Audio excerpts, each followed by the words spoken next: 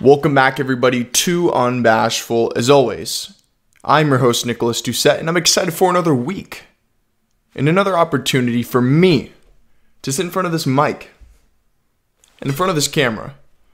And ladies and gentlemen, we have a very exciting podcast ahead of us today. A lot of exciting things to discuss about film, television. I'm very much looking forward to getting into that.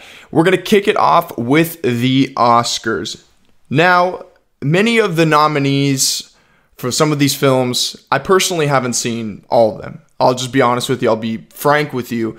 So I'm not going to really discuss who I think should or should not win it, because it would come from an opinion. It would come from a misinformed opinion, because, like I said, many of these films that these fellow actors and actresses and directors have been nominated for, I haven't seen all of them. Some of them I have, but not all of them. So with that being said, I'm just going to go over all the nominees for the awards that most people really care about. I'm not really going to go into things like special effects and all that. I mean, people care about that, obviously, but I'm going to go over the heavy hitters, best actress, best director, best actor, best supporting actor, stuff like that. So without further ado, we're going to kick things off with Best Actress, and we have Jessica Chastain for The Eyes of Tammy Faye, Olivia Colman, The Lost Daughter, Penelope Cruz, Parallel Mothers, Nicole Kidman, Being the Ricardos, Kristen Stewart for Spencer.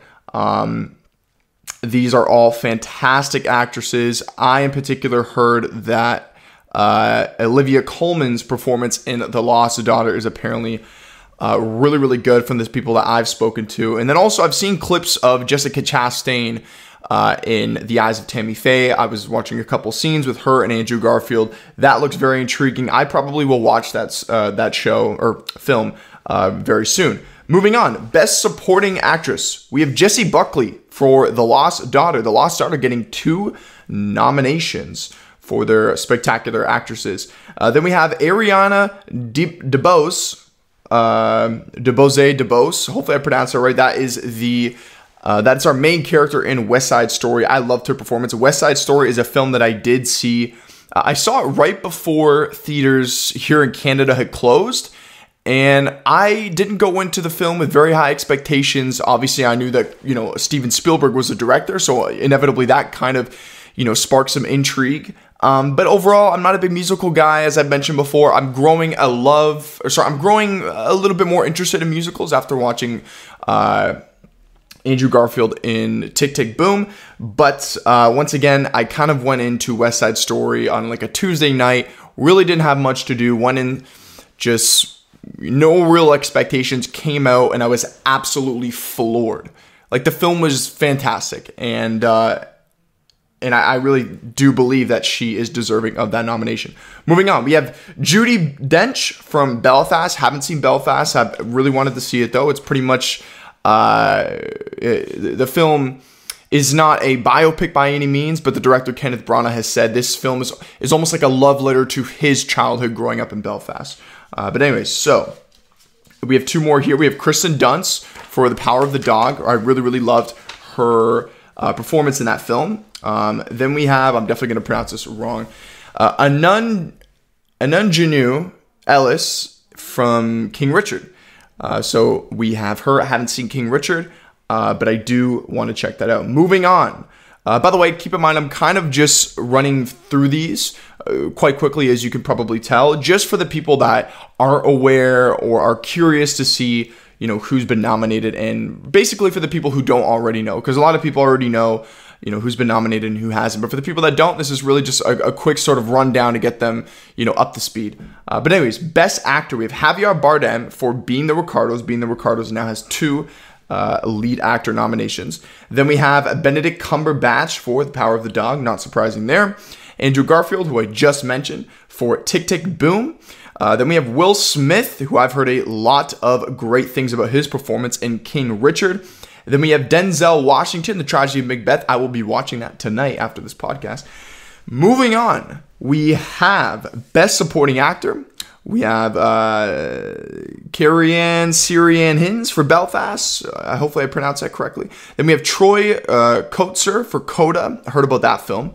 That film sounds very intriguing. If I'm not mistaken, I think the surface level plot is that our main character, her mom and her dad and most people in her family are deaf, and apparently she wants to pursue a career in music. So obviously her parents being deaf, it's kind of hard for them to be on board and to support her through that process because they can't hear the art and the her creativity come to life, right? So definitely want to check that out. Then we have Jesse Plemons for The Power of the Dog. Power of the Dog is just kicking ass and taking names so far. And there's also another Power of the Dog nominee coming up here. So yeah, Jesse Plemons' Power of the Dog. Him and Kristen Dunst, for those of you who aren't aware, they're actually married. And this isn't the first film that they've acted in together. They were also a couple in the in a very good television series on Netflix called Fargo, kind of based off the film with Frances McDormand. So yeah, and then we have J.K. Simmons. Love J.K. Simmons for Being the Ricardos. That's now 3 nominations. So Being the Ricardos and Power of the Dog are really dominating here in the nomination bracket. So, and then we have Cody Smith-McPhee for, once again, Power of the Dog. Moving on to Best Director, we have for Belfast, who I mentioned earlier, Kenneth Branagh. Drive My Car, have not seen this film. Raizuke Hamaguchi. I do apologize if I mispronounce your name, sir. Then we have Licorice Pizza, Paul Thomas Anderson. Haven't seen that film, but I've been really wanting to get around to it. I know it's got Phil Hoffman's son as the lead actor. Definitely excited to see how he is in a leading role, because at this point I didn't even know that Philip Seymour Hoffman had a son, let alone an actor. A son who is an actor until Licorice Pizza. So then we have Jane Campion for The Power of the Dog. No surprise there. And then, of course, another no surprise, Steven Spielberg for West Side Story. So far, I don't really see any snubs. I mean, when I really look down the list here, let's go back. Let's see. Yeah, I really don't see any snubs, so to speak. Yeah, best actor, Andrew Garfield, Yeah, so far, we're going to keep going here. But no real complaints on my side. I think they've got everything right thus far. The final nominee category I'm going to mention here is Best Picture. Now, there are 10 nominees. A lot of people have argued they should just kind of trim it down to 5, but I do think with 10, the argument can be made that it gives different films an opportunity to be nominated, right? Because if it's only 5 may be the flashier number in terms, because everyone likes to say top 5, but top 10, I feel like gives a lot of these other films that are incredibly well directed, well performed, but may not have that kind of pedigree to win an Oscar. It at least gives them that opportunity to get nominated, right? Get that film out there for other people that may have not seen it. So I am on board with the 10 nomination sort of structure. But anyway, so we have Belfast, Coda, Don't Look Up. I don't think that belongs there. Drive My Car, Dune, King Richard, Licorice Pizza, Nightmare Alley. Interesting. The Power of the Dog, and West Side Story. Okay. Let's run through this one more time. I think I went through that a little too fast. Belfast, Coda, Don't Look Up, Drive My Car, King Richard, Licorice Pizza, Nightmare Alley, The Power of the Dog, West Side Story. Okay. Right off the bat, the film to me that doesn't quite look like it belongs there is Don't Look Up. Now, I've heard an outroar of people crying about Tick, Tick, Boom. I myself am a huge fan of Tick, Tick, Boom. I made an entire episode talking about Tick, Tick, Boom on this podcast. So don't mistake me to not be a fan, because I am. But I do think that part of this strong, outcry by fans of Andrew Garfield, I think some of that has to do with Spider-Man. Because obviously Tobey Maguire was in Spider-Man as well, the new one, Spider-Man No Way Home. But I think we can all agree that Andrew Garfield kind of stole the spotlight, right? He shined the most, in my opinion, in that film. Of course, it was great to see Tobey Maguire. He's my favorite Spider-Man. But I definitely think that Andrew Garfield, almost universally, it's almost universally agreed through, forums and social media, that Andrew Garfield stole the show in Spider-Man No Way Home. And he's had a big year. I mean, he did mainstream. He obviously did The Eyes of Tammy Faye, Spider-Man No Way Home, Tick, Tick, Boom. So it's been a big year for Andrew Garfield. So I think a lot of people are really kind of rallying for him. And I don't know if this, outcry in the fan community for Tick, Tick, Boom not receiving a Best Picture Oscar, I don't think it would have been that strong had Andrew Garfield not been in Spider-Man and not had such a big year already. That's just my opinion. But nonetheless, I do see where people are coming from. And most of all these films on this list, in my opinion, are very deserving of an Oscar. And don't get me wrong, I really did like Don't Look Up. I thought it was a great film. It was a really good satire, kind of with that social commentary of speaking of, our negligence on the environment and on climate change and all that. I appreciated that stuff. I like that stuff. But I don't feel that this film should have been nominated for Best Picture. I definitely would have slid Tick, Tick, Boom into that, into Don't Look Up's spot. Now, I'm not one of these people that I expected Tick, Tick, Boom to get a nomination. I am slightly surprised it didn't. Okay? But I'm not one of these people that thought it was going to win. No. I didn't think for a second that Tick, Tick, Boom was going to actually win Best Picture. But I definitely thought it was very likely it would get a nomination. Now, Andrew Garfield got a nomination, so it's not like the film was completely, snubbed, I guess. So that's good to see, and I'm sure he's happy. But for Lin-Manuel Miranda, I'm sure he was probably, maybe he wasn't, I don't know. I don't know the guy, obviously, but I'm sure he was probably slightly disappointed to not see a Best Picture nomination. So yeah, Don't Look Up, to me, that doesn't really belong there, in my opinion. Now, Nightmare Alley. I haven't seen this film, so I can't really go as in-depth as I just did with Don't Look Up, because I've seen Don't Look Up twice. And I do enjoy the film. I love Adam McKay as a director. I love Vice. Obviously I love the other guys. I love Anchorman. I think he is an extremely talented filmmaker, and he obviously knows what he's doing. And I think he made a great film with Don't Look Up. I actually think I enjoy the film more than most people I know do. Most people that I know, they find it kind of pretentious, and they think it's the overall message and an allegory of the asteroid coming to Earth essentially being a reference to climate change. People just find that a little bit off-putting, and for the people that I've spoken to, they feel like it kind of takes them away, like it pulls them away from the narrative itself. Personally, it didn't hit me like that. I didn't mind the allegory. I didn't mind the overall message that refers to, like I said, people being a little bit careless towards the environment. I didn't mind that at all, and I think it is definitely an important message. And I didn't think it was over preachy, for lack of a better term. So I really enjoyed it, but I don't believe it belongs on the. I don't believe it deserves a Best Picture nominee. But anyways, I don't want to keep going on about that. Next up, Nightmare Alley. Like I said, haven't seen it. I know Guillermo del Toro directed it. Very talented filmmaker. I mean, his work speaks for itself. And I'm excited for his Pinocchio film that's going to be coming to Netflix towards the end of this year. The cast looks very good. You have Jessica Chastain, Bradley Cooper, who apparently Leonardo DiCaprio was actually the first choice. And then apparently he turned down the role, so then Bradley Cooper took it up. And Bradley Cooper is a world-class Oscar nominee actor. So, and also Willem Dafoe, one of my favorite actors as well. So it looks very intriguing. It's an interesting choice because I've heard very mixed opinions on it.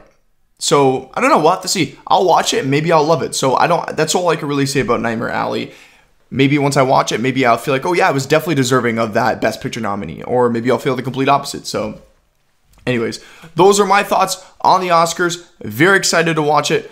Now we are going to transition to talking about Nope.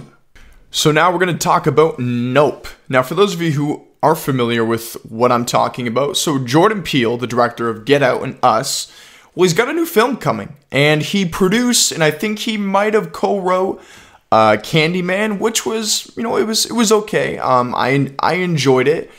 Didn't blow me out of the water like Get Out, and for a lot of the flack that Us seems to get, because it seems to be a very divisive film, I, for one, really enjoyed it. I didn't think it was better than Get Out. I still think Get Out is his best film, at least in the horror genre. And I think that might have been his directorial debut, if I'm not mistaken. But yeah, he's coming out with his third film. He's writing and directing this film, and it is called Nope. And when they revealed the poster for this film about, I want to say 2 months ago, it was very hard to kind of pull anything out of it, but it looked good, right? It had this kind of cloud, looked like it was almost moving, and it had some kind of like, I don't even know how to describe it, this like string with these little it was like a string flag kinda that was kind of trailing from this cloud, and then down on the surface you see this little town. Almost looked like there was like some kind of carnival happening. So kind of difficult to see what was going on, but it looked very different and it looked very unique, and it struck interest from a lot of people, myself included. And we've just been waiting on a trailer. And we do know that Daniel Kaluuya, who once again returning to work with Jordan Peele, and I think it's just it's a match made in heaven. I think what they did on Get Out to this day still stands tall and is still one of my favorite films of all time. And I loved it. And I also loved, like I said, I loved Us. I loved Lupita Nyong'o, I think that's how you pronounce her name. I loved her in that film as well, and Winston Duke, who I think is going to be the new Black Panther, but that's a conversation for another time. So we have this film coming. A lot of speculation as to what it could be about, but now we have a trailer. And let me just tell you, the trailer was magnificent. It was amazing. It's my favorite trailer that I've seen. It's my favorite trailer that's come out of the Super Bowl. I know everyone's instantly going to be like, oh, Doctor Strange. We'll get into Doctor Strange. Love that as well. Make no mistake. But this is my favorite trailer that's come out for a film this year. It has got me invested. I've watched the trailer like 1,000 times, trying to pick apart little things that I could find. And I'm going to be there opening night. If I was a big enough podcaster and a critic, whatever you want to call me, I would try and get a press screening. But that's just not going to happen. I only got like 15 subscribers. But if I could, I would. And yeah, when I watched it, I was just giggling with excitement. But the thing is, I was so excited, yet the trailer left me, the first viewing of it, I had no idea what I just watched. But it looked fucking awesome.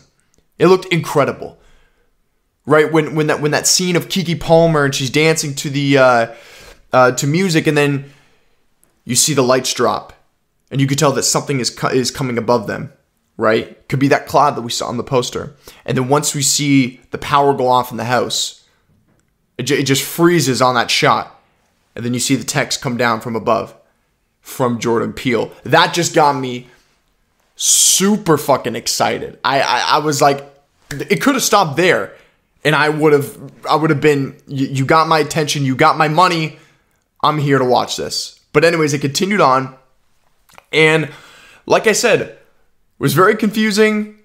Didn't really know what was happening at first, but it just there's something about it. And this is a credit to Jordan Peele as a filmmaker.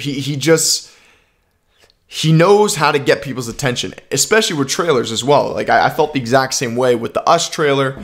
And there is nothing in this trailer that was put there by mistake. Every little detail was calculated and well thought through when they were in the trailer making process for this film. And I was watching YouTube videos, and they were it was other creators like, here, I wrote the list here of them, like 3C Films, The Real Rejects. Love those guys. Shout out to them. Go subscribe and watch their videos as well. I was watching their videos and their breakdowns of what this film could be about, little Easter eggs, little kind of clues in the trailer to sort of hint to what's happening. And I think right now we have a good idea of what this film is going to be about, and I cannot be more excited.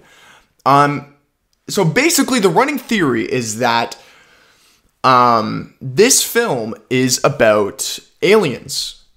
And the actual title of the film, Nope, is actually an acronym to stand for Not of Planet Earth. And I was like, oh my God, that makes perfect sense. That makes perfect sense.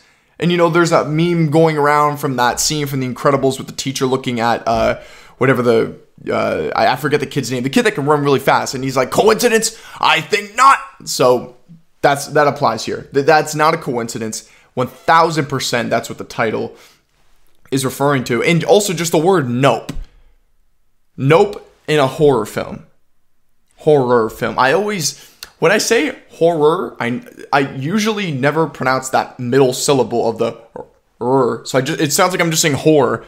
A horror film with the title Nope? Come on. Even if this wasn't an acronym referring to Not of Planet Earth, that would still kind of, you know, spark my intrigue.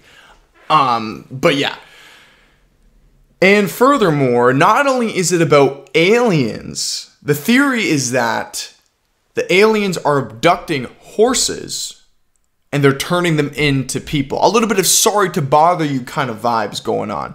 Now, for those of you who don't know, Sorry to Bother You is a film that stars Lakeith Stanfield, and basically it's a wild film. You can never predict the third act of this film or the twist by just, you know, looking at the marketing, the trailers. But basically, it's about, you know, to put it in a nutshell, this guy who's a telemarketer, he climbs his way up the ladder of his company that he's working in. He inevitably, once he gets to the top and he meets, like, you know, the guy in charge, he starts to see that there's some dark shit going on. And basically, the people in that film are being turned into horses, right? So this almost looks like it's going to be the opposite, right? Now, keep in mind, all this shit I'm talking about, all these theories, none of these are confirmed.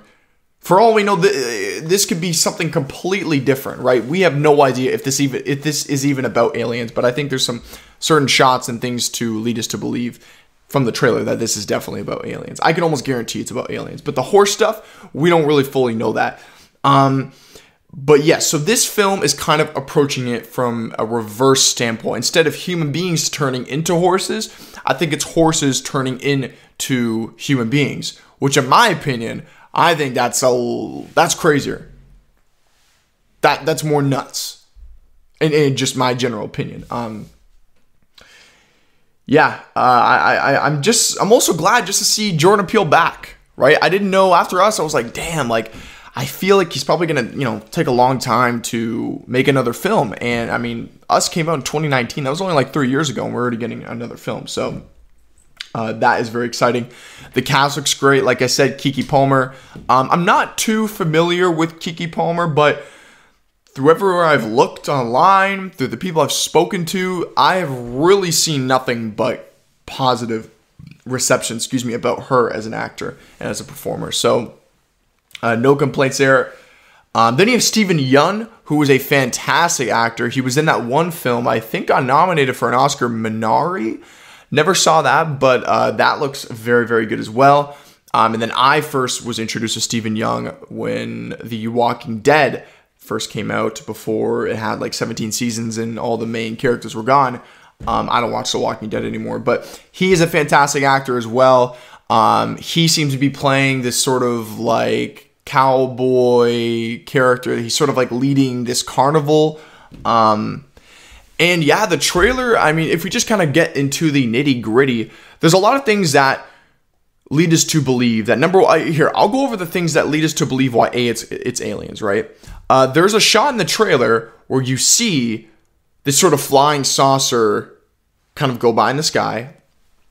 Towards the end of the trailer, there's that big money shot when Daniel Kaluuya looks up and he sees this sort of structure above. Well, not structure. It's really hard to make up what it is, but it's sort of like that cloud figure with that flag tail string rope thing trailing from it. But then like if you pause that shot and you look to the side, you see that there's like water like almost like a tsunami is surrounding them.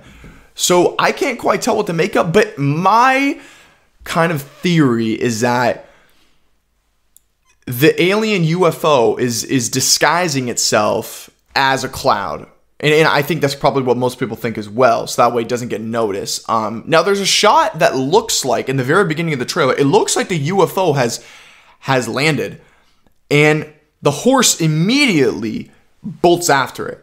And I think right there that is a clear indicator that, I don't think the horse ran there willingly to just go, yo, what's that bright light over there? I just don't think the horse would think that. I think the aliens, in that shot, they land on the ground with their UFO, and they immediately abduct, whether it's some kind of mind control. I'm not going to speculate about the details, but we see the horse immediately ditch Daniel Kaluuya and run bullseye towards that UFO or whatever thing that's on the ground. And then also, yeah, we're seeing a lot of horses. And also, if you just look at this surface level idea of the film that the trailer does present, we do know that Keke Palmer and Daniel Kaluuya's character, they are what looks to be brother and sister or cousins of a long family Hollywood horse ranch business that's been going on, that's been passed through generations, as she mentions in the trailer, in the beginning of the trailer, as the first sort of footage of film was a black man on a horse, and she was saying that's my grandfather, or great grandfather, as she says in the trailer. So it's sort of like a long family run business, and they lend their horses for Hollywood films. And actually, there's a really, really cool shot in the trailer where you see Daniel Kaluuya. He's horseback, and he's wearing a orange sweater that says crew. And then it shows a front shot of that same scene. And if you look very closely, there's a logo that says The Scorpion King, which is a film that came out in the early 2000s with The Rock. So they're sort of establishing that this film takes place in the early 2000s, which is pretty interesting because I feel like we haven't really seen a film take place in the early 2000s. It's kind of like a weird time. There really wasn't much going on. I mean, that's when I was a baby, so I guess I don't really remember exactly the things that were happening, but there wasn't anything like significant. I mean, obviously you had 9/11 and things like that, unfortunately, but other than that, there really wasn't anything too crazy. There wasn't this like pop culture phenomenon like we saw in like the 90s and the 80s. So interesting. But yes, so we do know that they have this business and their horses are in a lot of films. So that's kind of like the idea. And we do know that Jordan Peele loves to imply social messages in his film that can be very relatable to things that are going on in today's society. And that's really what storytelling is. Storytelling is a representation. We're pulling from things that are going on in our world. So he references a lot of racism, a lot of, mistreatment for other people. So I'm sure he'll do that again in this film. And I think he does it in a way that's very clever, in a way that's very articulate, and a way that just resonates well with the audience without pulling you out of the film, which is a common complaint that something like Don't Look Up has. So yeah, I'm just looking at my notes here. I got a ton of notes here on Nope because I'm just so stoked for this film. Let me just make sure I hit everything on the nail here. Yeah, and just going back to Keke Palmer, not too familiar with her, but I checked out her IMDb. I did some homework, and she was in films like Hustler, Pimp, The Scream TV series, just for a couple examples. So she is a very experienced actress, and like I said, everyone that I've spoke to that has seen some of her work, and just judging off of the the fan community, people seem to really like her, and people are really on board. And I trust those people, so I trust those opinions. So I'm excited, and I liked her in the trailer. That last shot where she was kind of looking up at the sky saying like, no, like that really, really kind of got the blood boiling. Let's see, make sure I hit everything. Oh yeah, this is a good point here. I think the shot for me and for most people, like, the real rejects in 3C films, the shot that is really, there's two shots in particular that really kind of signify that horses are turning into people, are that shot of this like hand that almost looks like it's in like mid-transformation between going from a horse. What do they call a horse's hand? A hoof, I think it's called. It looks like it's going from a hoof or a hoof. I'm gonna sound like an idiot. It's going from a horse's hand to a human's hand. It almost looks like it's at like the middle part of the transformation. It's got like a lot of hair. It looks very odd, and it looks like it's almost about to give fist bumps with a baby's hand, right? That almost, to me at least, tells me that, like I mentioned, there's a possibility that horses will be turning into humans. And I'm sure there's obviously a lot more stuff that we don't know about the film in regards to the alien plot. And then also, as for aliens, there's a scene where Daniel Kaluuya, he's got his phone out and he looks like he's about to record something, and you see this little structure behind this kind of little like 3-foot door, and at the top of it, it almost looks like it's an alien's head. But I have something to say about that shot, because I absolutely believe that aliens are in this film, without a doubt. But I think that shot in the trailer is actually misleading. I think that whoever that thing is behind that sort of door that it's coming around that corner, I actually think that's going to be just a kid wearing an alien hat. Because there was another shot in the trailer where we go back to this carnival and we see there's almost this like gift booth. And in there's like a big alien like helmet you can wear. And it almost kind of signifies that aliens at some point in this film do come and then they leave. And then it almost becomes normal for this thing to happen in this little community. And that's where we're seeing Steven Yeun's character almost look like he's sacrificing a horse to the aliens as sort of like a performance to people. And we see people sitting in this sort of, in these bleachers. So that's also very interesting, right? It's not like most of these alien films where we don't even see them till the very end and they come and then they wreak havoc. It almost looks like they come to Earth and then they leave and then they come back. And then when they leave, I guess they don't really harm anyone. And this whole storyline and the plot line with them kind of abducting horses, it almost looks like Steven Yeun's character is like trying to, like I said, put on a performance and saying, "Gather around, folks. We're going to sacrifice a horse to get the aliens' attention," or something like that. That would be terrible writing if that's what it is, which I know it won't be. But yeah, just trying to make sure I hit everything on this film. Overall, I'm super excited. And really, now I think this film was like top 5 on my most anticipated list for 2022, but it has elevated up. I think it's probably my second most anticipated film, just behind The Batman, which comes out in a month.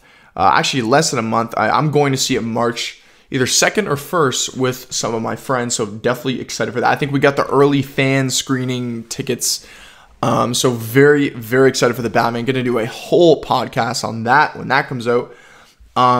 But yeah, besides The Batman, this is probably my second most anticipated film of this year.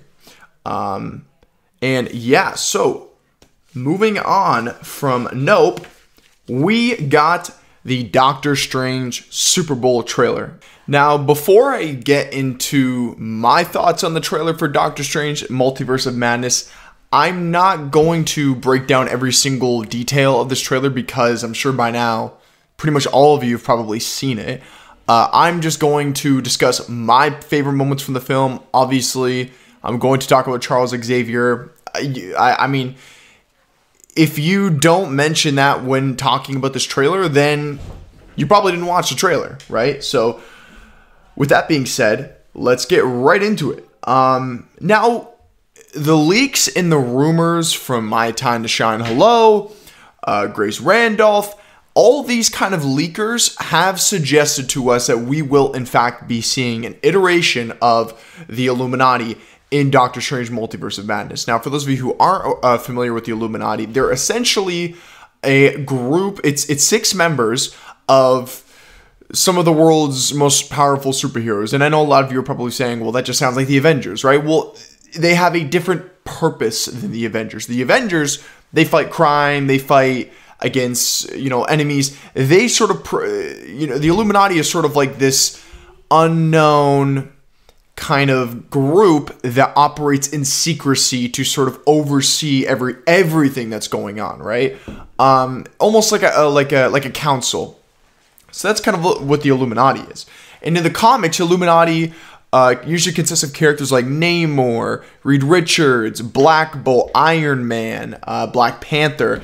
Now, I don't think we're going to be seeing that exact lineup, but we do know almost for sure, even after watching this trailer, that some of those members will in fact be will most likely be in this film.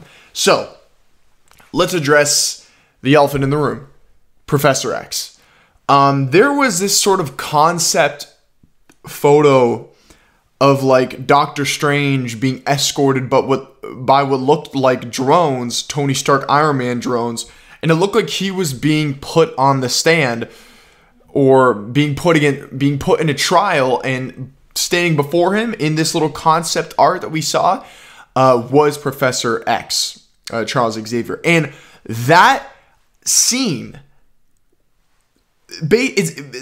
was essentially in this trailer. We saw that. It was completely identical. It didn't look the exact same. The colors and some things look different, but it was the same idea. We see Doctor Strange being, first of all, he's like handcuffed, and then we see him being escorted by these, what looks like to be either Iron Man drones or Ultron drones, right? So one or the other.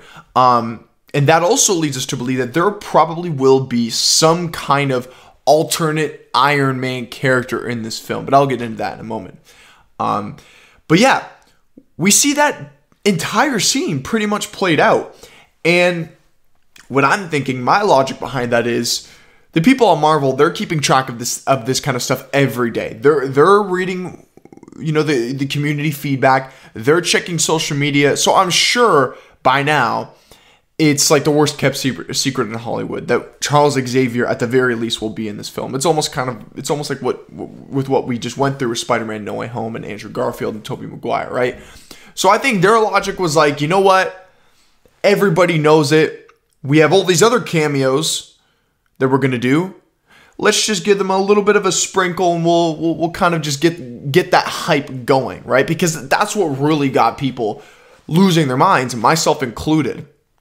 I literally got up out of my chair and I was screaming of excitement and joy. Like the Super Bowl this year had some really good fucking trailers, from the Moon Knight TV spot, which I'll talk about after this as well, the Nope teaser as well, and then this. So that was insane. And there's not even like speculation of like, is that Charles Xavier? It is. But it's not going to be the same Charles Xavier from Logan, obviously, because that Charles Xavier literally killed all the Avengers by accident because of his mind. So this is obviously a different Charles Xavier, but it is still Charles Xavier, Professor X. So we know that without a doubt. Marvel is not going to pull a Ralph Boner on us, and we watch the film, and it's Patrick Stewart, but it's Patrick Stewart as like Iron Man or something. That's not going to be the case. It 1000% is Charles Xavier. So we know that. Now, in that shot, we see 6 chairs, and there's two other figures that are seated. But because of the color and the contrast and the tone of the trailer, they intentionally made it very difficult to see who it is, right? So that leaves us to just speculate. And there's a couple kind of theories going around. I've heard a lot of people say that they think the figure sitting to the left could be Black Panther, a variant of Black Panther, albeit. I don't think so.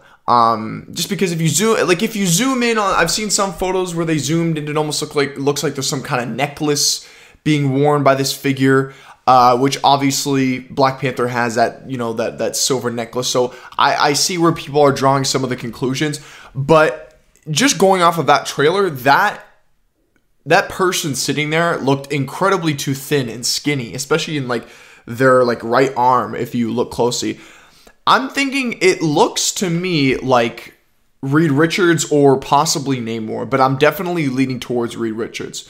Namor Now, I don't think it's John Krasinski's Reed Richards. I actually think we're going to see 2 Reed Richards in this film.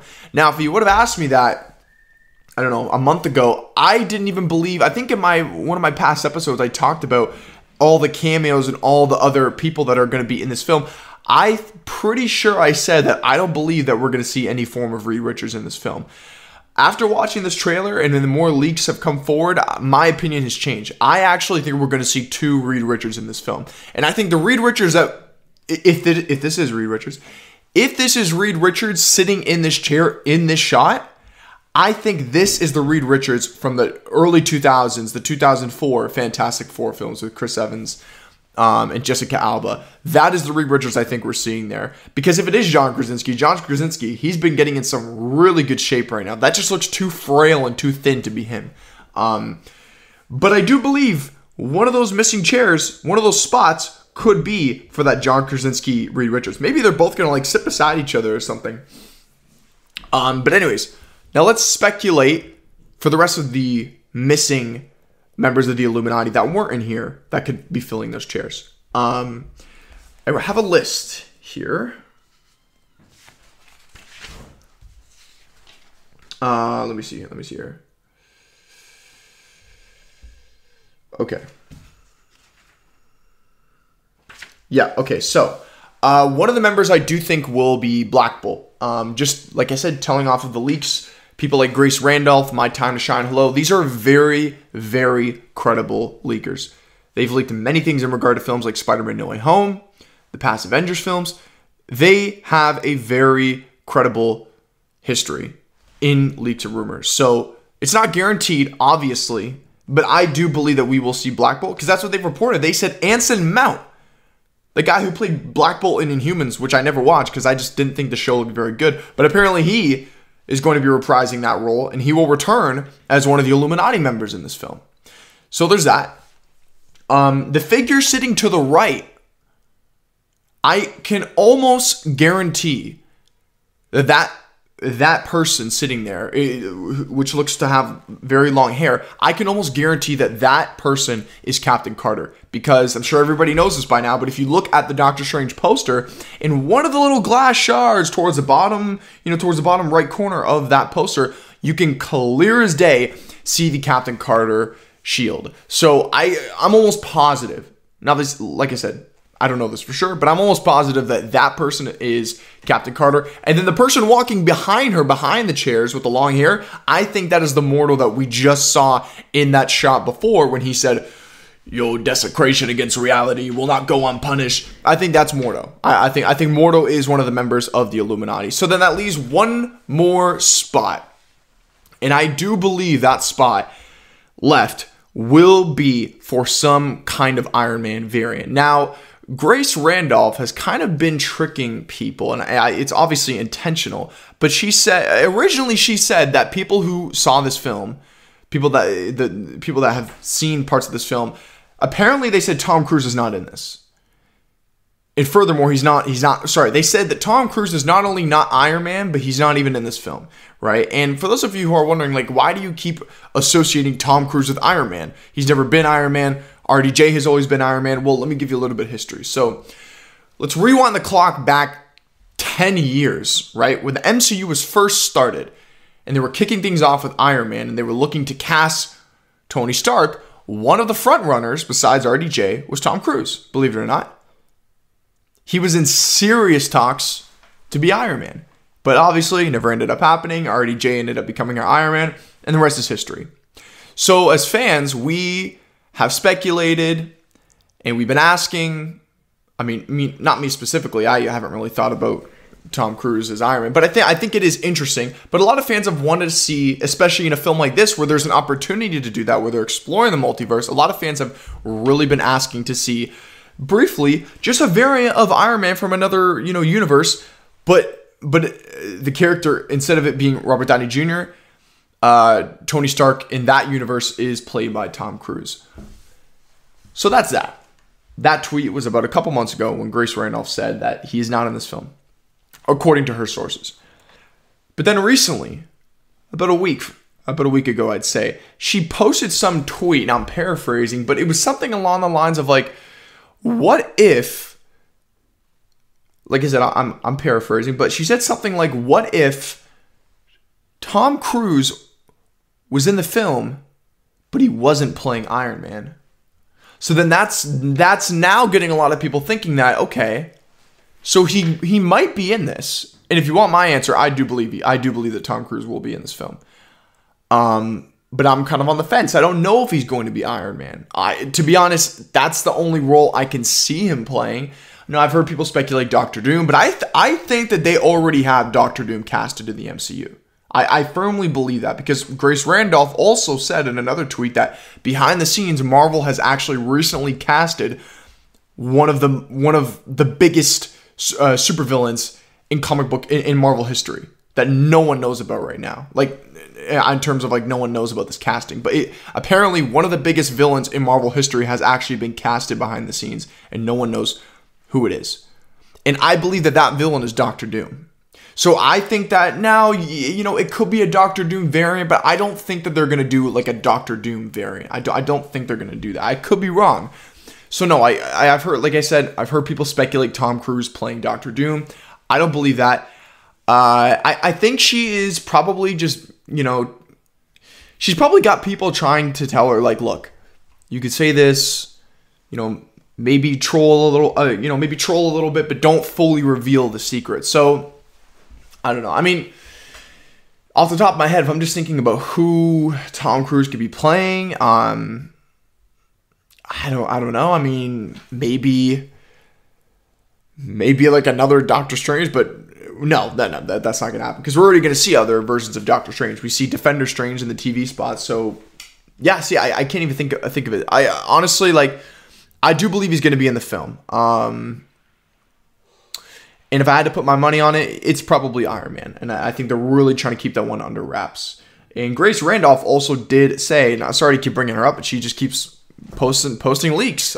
She also said that there is apparently one cameo that's so insane that she was just saying people, I'm paraphrasing, but people are going to lose their minds. And she's worried that it's going to leak. And I don't think that has happened.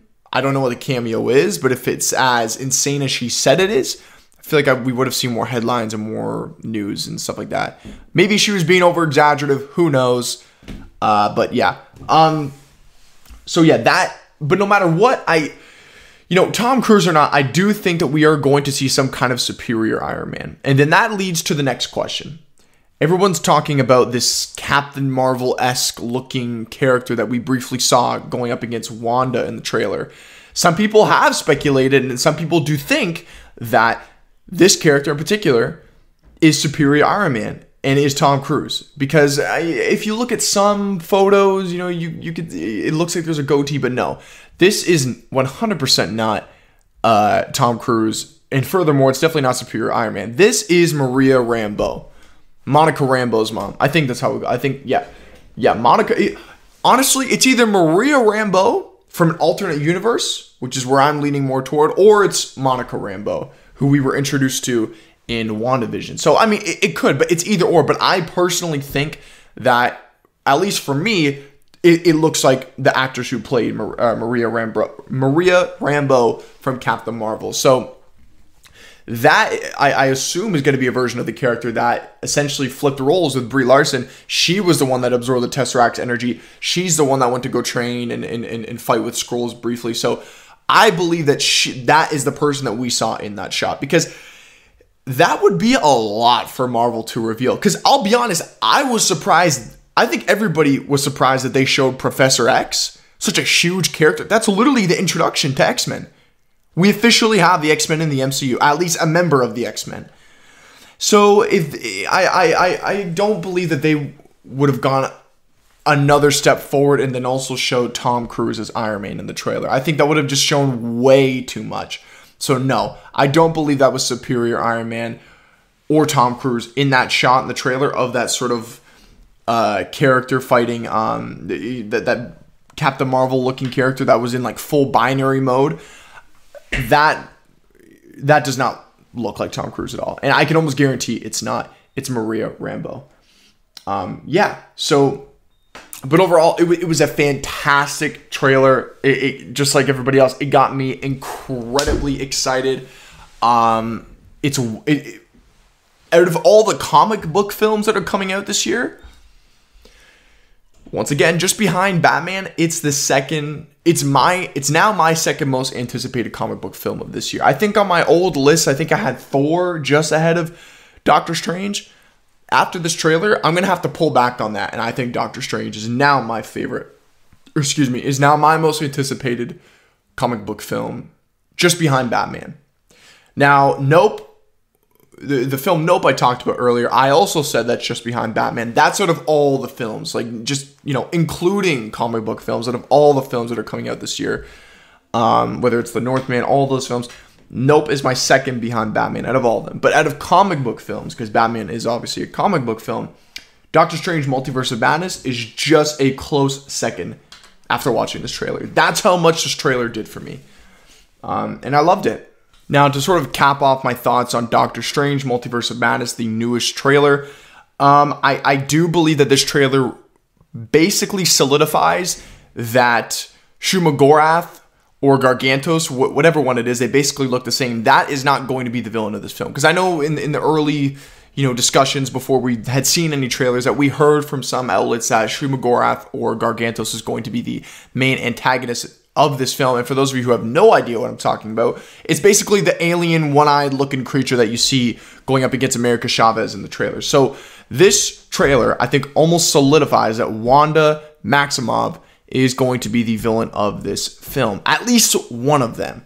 And it looks insane. Now, here is my theory. I believe that this is just my theory. I could be totally wrong. Just take this with a grain of salt, right? Like I said, we may watch a film, it may be something completely different, but here is my overall theory, right? So if you've seen WandaVision, you know that at the end of the season, Wanda not only loses Vision, but she loses her kids, Wiccan and Speed, that she basically just created. Now, there's a post-credit scene, and when she's sort of practicing and learning, all the different spells in the Darkhold, she hears a little cry for help, and it sounds like her kids, and it is her kids. Now, here's what I believe is going to happen. I believe that the Illuminati caught wind of this and caught wind of Wanda basically torturing people when she took over Westview, and she stepped in and the Illuminati stepped in and took her kids and put them in those two adjacent cells, glass chamber cells that we see in the trailer. And I believe that Wanda knows that the Illuminati has her kids, but she has no way to get there because she doesn't have the ability to travel between universes. And that's where America Chavez comes in, right? We've also heard these rumors too, that Wanda needs America Chavez. She wants her power. She wants to be able to travel between universes. So she's trying to basically kill her to take her, abilities. So I believe that she's trying to use America Chavez and trying to get her powers so that she could portal to these universes in search of her children. And then eventually she finds the Illuminati where her children are being held. Tell me what you think about that theory. That could be completely off. Now, I do think that there are some kind of problems with that theory because we do also know that Doctor Strange did something to piss off the Illuminati as well, right? Because we see him handcuffed, and obviously I'm sure that has a lot to do with either the spell he did at the end and even the beginning of Spider-Man No Way Home. And also, it looks like he's performing another spell that might happen in the beginning of the film that also may attract the attention of the Illuminati. So, yeah, that's just kind of a theory. I'm not, super confident about that theory. Like, I wouldn't bet like $100 on that. But that's kind of, if I had to give a theory, that's kind of like my theory right now. And we also have heard reports and leaks that Wanda is actually going to kill the Illuminati. So that's insane. This film sounds like it's going to be very dark. I'm also really glad that Sam Raimi is directing this. This, like, the cinematography, the shots look fantastic. There's a lot of that horror aspect to it. We even see what looks to be some kind of zombie Strange, you know, which we did see in the What If series. I personally didn't watch the What If series, but I watched, you know, videos and recaps, and they said that we do see like an evil Doctor Strange, the Supreme Strange, which we do see in this trailer. And then we also see like a zombie Strange. And there's actually a lot of references to What If. I almost think What If was like a precursor. Yes, it was animated, but it almost is foreshadowing things to come in the MCU. And actually, speaking of animation, there's a sequence where you see in the trailer, I said I'm not going to break down every detail, but here I am doing exactly that, just because I love talking about it. But anyways, there's a shot in the trailer when you see Doctor Strange and America Chavez, you know, traveling between universes. And first of all, they're going through a universe where there's dinosaurs. That's insane. But very, very quickly, it's hard to pause on it, but if you pause on it at the right time, you could see that they're actually traveling to a universe where things are animated. You see like an animated pylon. So that now presents a lot of questions. Does that mean they're going to explore into the Spider-Verse? I mean, I don't know. That is the only thing that kind of worries me. Like, I'm not into the whole kind of Roger Rabbit, you know, animation, live action. I mean, but honestly, I trust Marvel, though. If someone's going to do it, I believe in them to do it properly. So, but anyways, yeah, it looks insane. And then we also see Rachel Adams is back in this film, and it looks like Doctor Strange meets another version of her character that works for the Illuminati. And this whole thing of the Illuminati and this building that you see them in, it gives me a lot of familiarity, and it kind of reminds me of the TVA and the Citadel that we see Kang the Conqueror in towards the end of Loki. So that was kind of cool. But yeah, I love this trailer. I think I hit all my notes that I wanted to. But yeah, I cannot wait for this. It comes out in May. And yeah, I'm super excited. Next up on deck, we have the Moon Knight TV spot. Now, I've talked many times in this podcast, and I'm sure for those of you who have watched, you all know my excitement and my anticipation for this show. I am absolutely excited. I haven't been this excited for a Marvel Disney Plus show since Loki, and I even think that this show has the potential to actually be better than Loki. Now, that's a very tall order to hit. I hope it is better. I hope every single Marvel show that comes out is better than the last. I think that's what every fan wants, but we're not always going to get that, right? But I do believe that this film has serious potential to do that, right? Unlike a show like She-Hulk or, the War Machine show coming out or Secret Invasion. Those shows look good, but, I don't know. It doesn't have that Loki effect. For me, I don't know. I hold Loki to a very, very high standard. And I know most people don't feel the same way that I feel about Loki. Most people think that WandaVision is the best show. And I love WandaVision. It's a very close second. For me, I would say Loki 1, WandaVision 2, Falcon and Winter Soldier 3, Hawkeye 4. I haven't seen What If, so I'm not going to include that.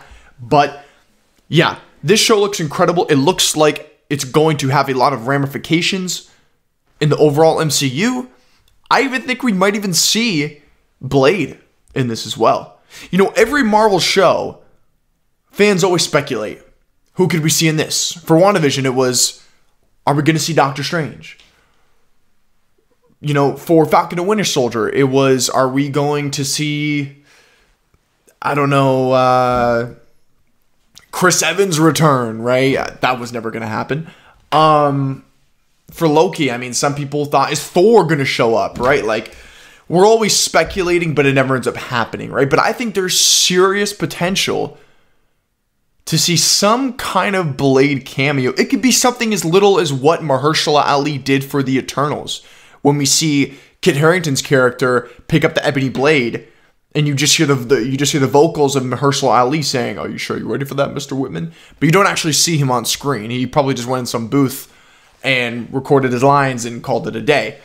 We could see something like that, or we could see Mahershala, whether it's full Blade costume, I doubt that, or Mahershala in some other costume. I do think that we could see him. I do. Or we could see Black Knight.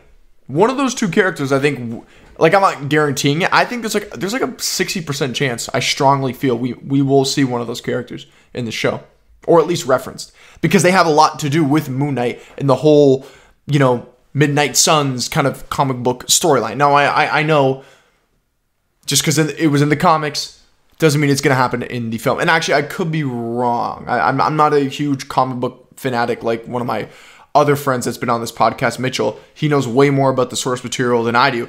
But judging off some of the things that I've read, storylines with like the Midnight Suns, which is sort of like a subgroup of Avengers, one of those members, if I'm not mistaken, is Blade. And I know Blade and Moon Knight, they have a lot of close ties in the comics. So, like I said, not guaranteeing that. I just have a feeling we're going to see at least Blade or Black Knight. We'll have to wait and see, though. But this looks great. That shot, it was very short. Like, we didn't get another full trailer like we did with Doctor Strange, right? Because that first trailer that Doctor Strange showed, to me, didn't really do a lot. I mean, it was a teaser trailer. But this TV spot, it's only 30 seconds. But we see an incredible shot of Moon Knight jumping off the building and his cape forming the shape of a moon. That was just absolutely insane. Like, that was so cool. But then the shot that really got me crazy, and I'm sure everybody else, was right at the end, where almost looks like his version of like a Batarang, his little like Moon Knight blade that he throws. He catches it and he looks at the camera. Oh my god, that was crazy. So yeah, the Moon Knight TV spot was great. We got to see, like I said, more of the character Moon Knight, because in that first trailer, we really only see Oscar Isaac as his Stephen Grant persona, and we see more Stephen Grant in that TV spot. We actually get a better look of the Moon Knight character in this little TV spot, and we're going to get more trailers as time goes on. The show comes out. We'll probably get one more good trailer, because the show does come out in March next month, but towards the end of March. So overall, I love that TV spot. It got me super excited. I'm already super excited, but every time they release new material and new marketing for Moon Knight, it just continues to just build that anticipation. I almost think this should have been a movie, but who knows? We'll have to wait and see, but I'm sure it'll be great regardless. Now, the next topic of discussion is the arguably most popular show on television right now, Euphoria. I'm a little late to the party when it comes to this show. I started watching it about a month ago, and I haven't talked about it on the podcast yet, because I'm not really a fan of doing like an episodic, episode by basis sort of review of a show, unless it's a show that I'm really invested in. Like Moon Knight, for example, is a show that I'll probably be talking about every single week on the podcast. But with Euphoria, I wanted to catch up. I wanted to watch all the episodes, get caught up to speed before I fully talk about it, right? So I've watched all episodes, just finished season 2, episode 5. That episode was insane. Or either episode 5 or episode 6, whatever the most recent one is. I can't keep track of the number. So I'm caught up to date. And I just gotta say, this show really caught me by surprise. And I mean that in a good way, because I put this show off to the side for a long time, right? I've heard people speak about it. I've heard nothing but good things. But for me, as an outsider looking in, the show that I see in my expectations was something of a high school drama, coming of age, cliche, things that we've seen many times before. I just thought it was another version of that. It just looked a little bit more artsy, if you will. But oh my god, I was completely wrong. I was completely wrong. This film goes into great detail into things like mental health, relationships, alcohol, and drug abuse in a way that no other show like this, no other teen high school show has done, right? Like, we've seen parties and we've seen drinking, but this show really gets down into the nitty gritty. It details how abuse can affect the people around you, can affect yourself, right? And I'm referring to drug abuse, and with Rue's character. And a lot of these characters in this show struggle with drug abuse, but I think it's safe to say that Zendaya's character, Rue, really has the hardest time with it, right?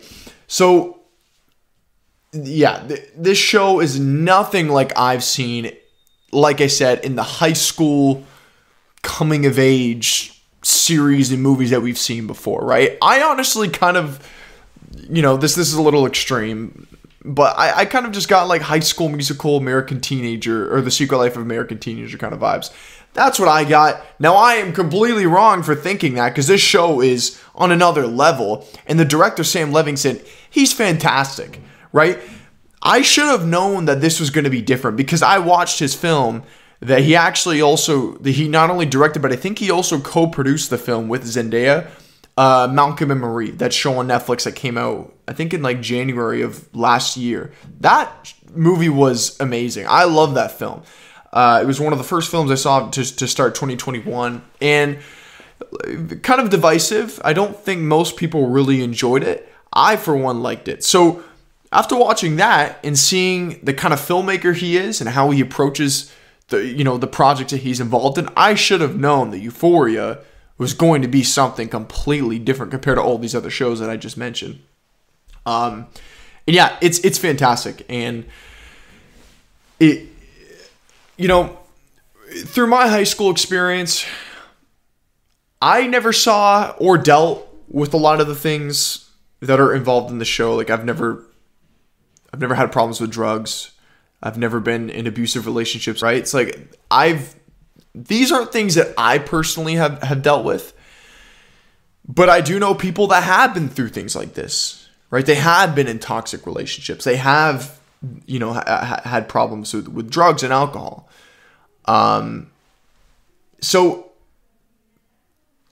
I don't know if I want to say realistic, because it is entertainment. Things are definitely tuned up.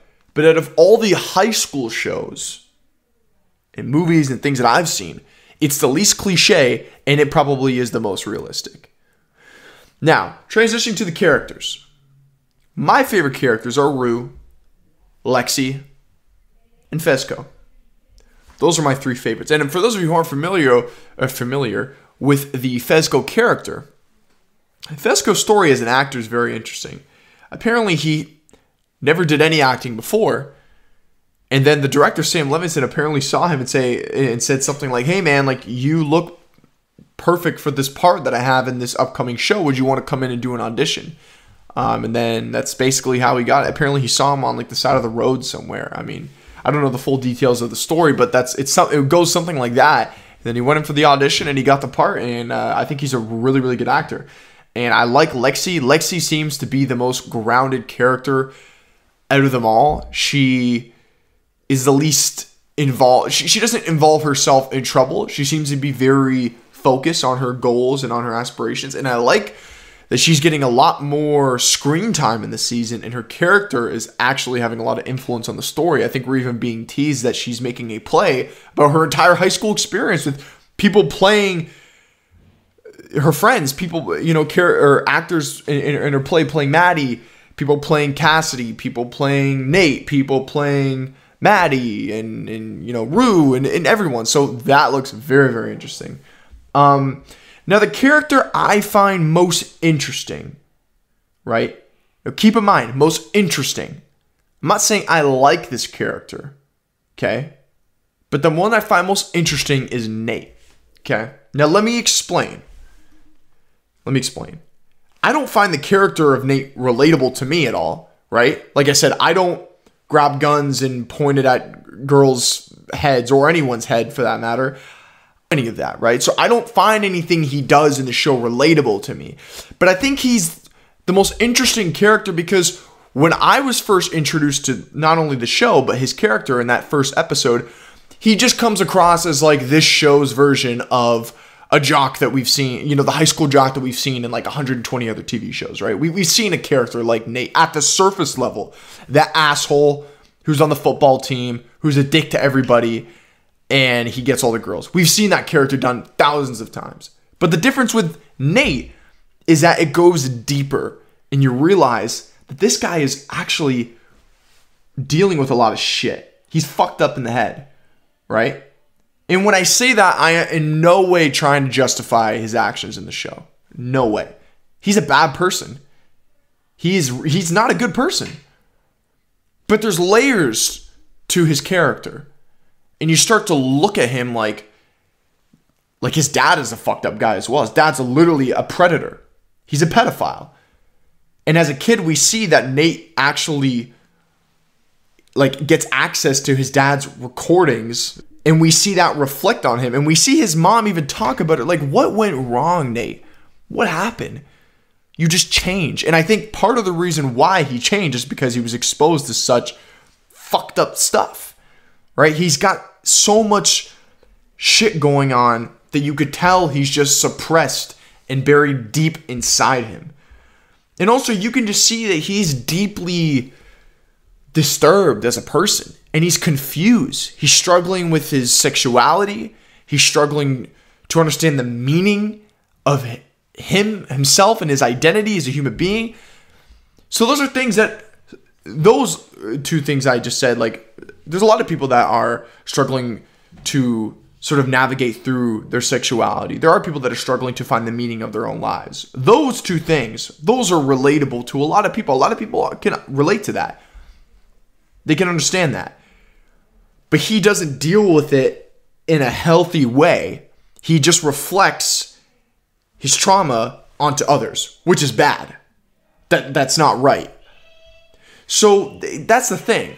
When I say he's interesting, I say it because he's different than every other jock character we've seen. Every other jock football asshole that we've seen in every kind of TV show and movie like this, that's all you know about them.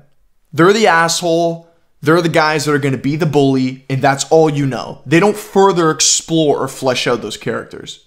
At least not that I've seen. But this show does that. And it doesn't make you sympathize for Nate. Not at all. At least not for me. Because I still think he's a fucking bad person. But you see at times, there's flashes of him potentially starting to restructure his life, but then he plateaus and he's back to doing his fucked up shit again, right? There's that one scene, I think in the last episode, where he confronts Hunter, or sorry, not Hunter, Jules, who plays Jules.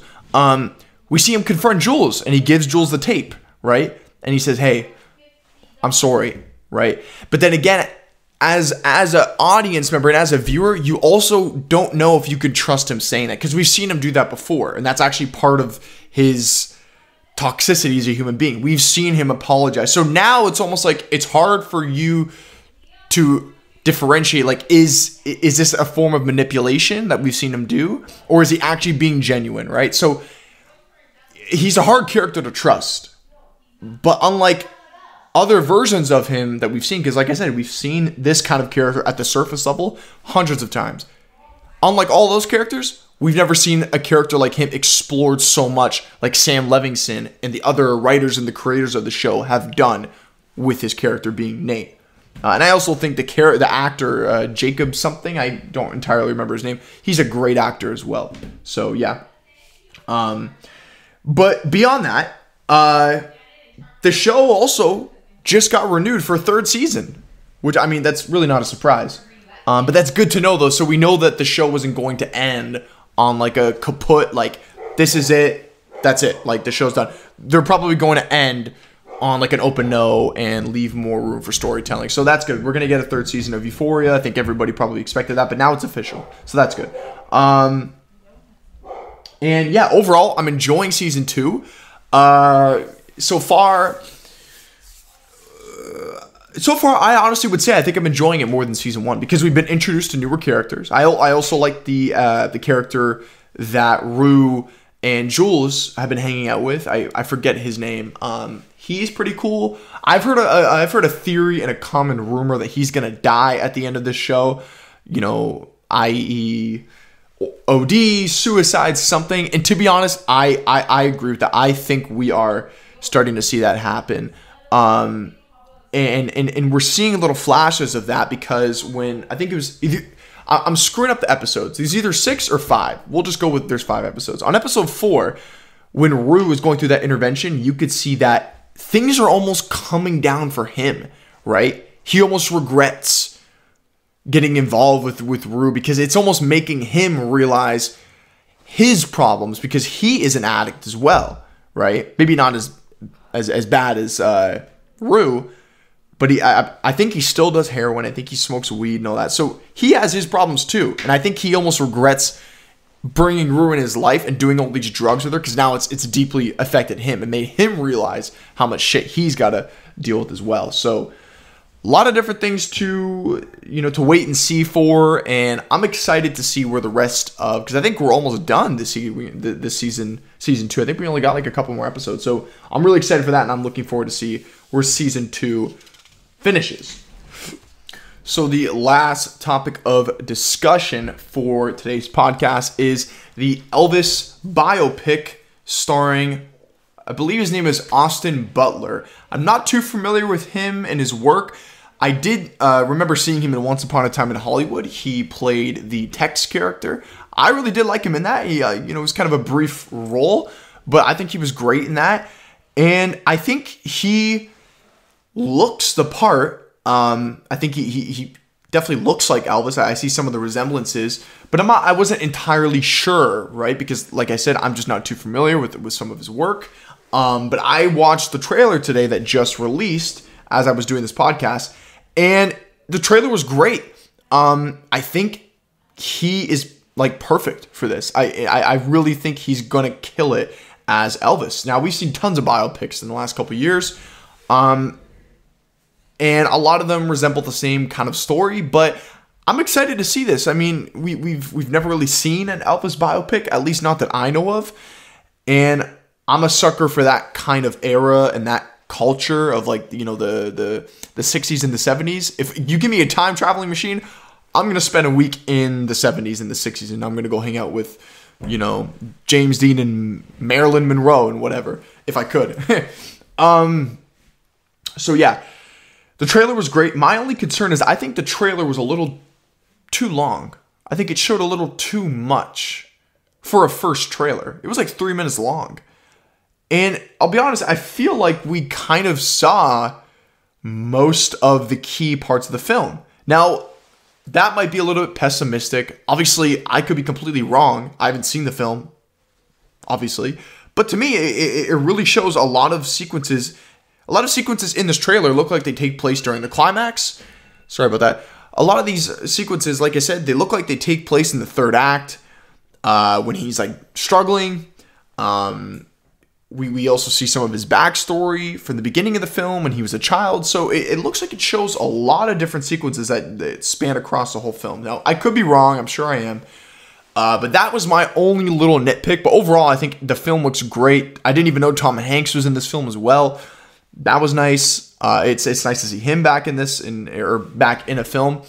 Not that I make it seem like he hasn't been in a film in a long time. He has, but I'm excited to see him in this Elvis movie because I didn't expect him to be in this. I knew that Austin Butler was cast several years ago to play Elvis.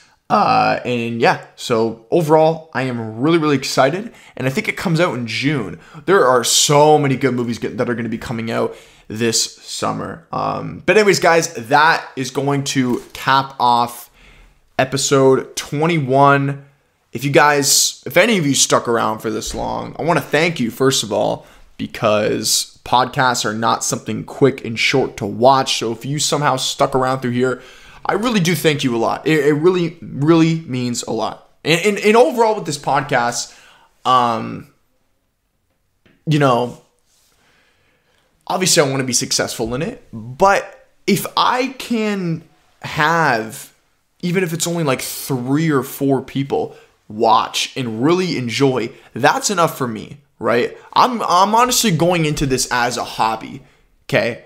As a someone who is a fan and passionate about cinema, because that's what I'm passionate about, is film and cinema. That's why I want to be an actor, and that's why I want to get involved in the film industry as a career. So talking about it is just fun. It's a blast. So for the few people that do listen, seriously, I want to tell you, it means a lot. It really, really means a lot.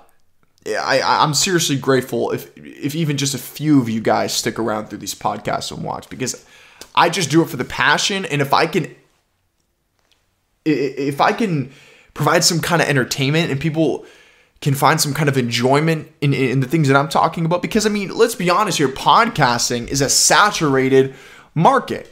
There's a million podcasts. There's a million people that do exactly what I do. There's a million people that talk about the same shit that I do, right? I'm just trying to approach it in my own individual, unique way, like every other podcaster is trying to do.